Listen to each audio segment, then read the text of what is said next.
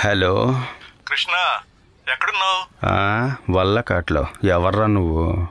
ఓ, అంటే రాత్రి ఎక్కింది ఇంకా దిగలేదన్నమాట. నేను రాఘవయ్యని మాట్లాడుతున్నానయ్యా. చెప్పన్నా. నువ్వు ఇప్పుడు వెంటనే బయలుదేరరా. ఎందుకన్నా? నీ పని కోసం ఒకరితో మాట్లాడానయ్యా. ఏం పనన్నా? అవన్నీ ఇక్కడికి వచ్చిన తర్వాత మాట్లాడదాం కృష్ణ. వెంటనే బయలుదేరరా. తర్వాత వచ్చేటప్పుడు ఆటోలో రా. తను కాసేపే ఇక్కడ ఉంటారు.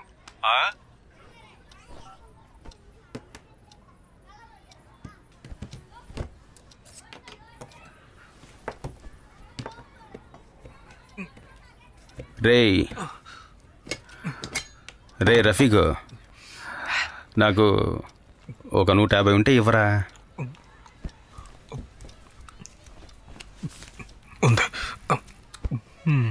ఎందుకు?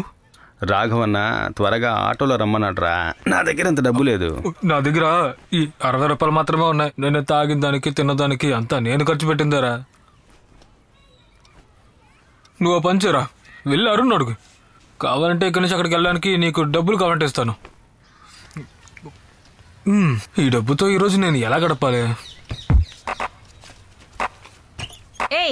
మీరిద్దరు ఎక్కడికి వెళ్తున్నారు? మీరు ఎక్కడికైనా వెళ్ళండి, ఆ విషయం నాకు అనవసరం. కానీ వెళ్లే ముందు ఇద్దరు నా విషయం తేల్చేసి వెళ్ళండి. నాకిప్పుడు 3వ నెల.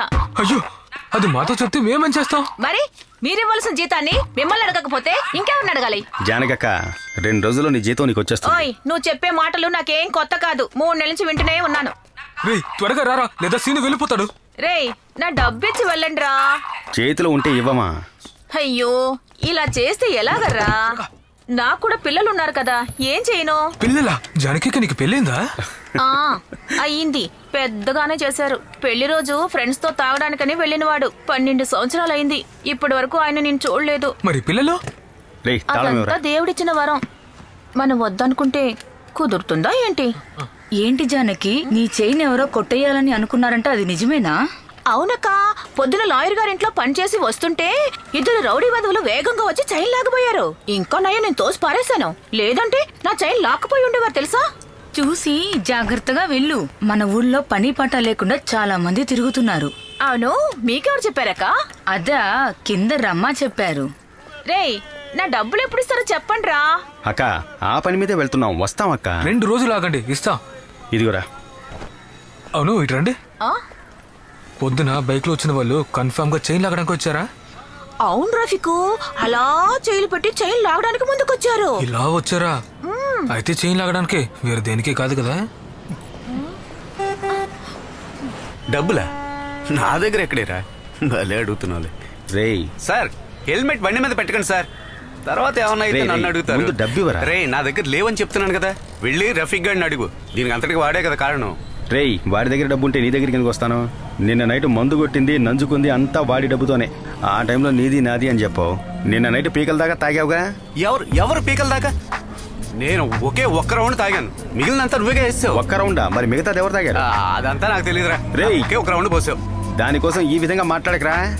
ఒక్క రౌండా పోసింది నేనురా. ముందు ఒక రౌండ్ వేసావు, తర్వాత ఇంకో రౌండ్, తర్వాత ఇంకో రౌండ్. రేయ్, నాకు బాగా గుర్తుందిరా. పడుకునేటప్పుడు కొంచెం సరుకు ఉంది, ఉదయం లేచేటప్పుడు బాటిల్లో సరుకు లేదు, నువ్వు అయితే అసలు నేను ఎన్ని గంటలు లేచానో తెలుసా?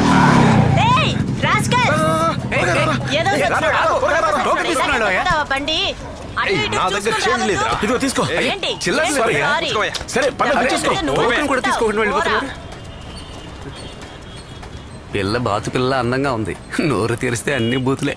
ఇదిగో చూసావుగా, వాళ్ళు చిల్లర తీసుకోకుండా వెళ్ళారు. నీ టైం బాగుంది. రేయ్, సరిపోదురా.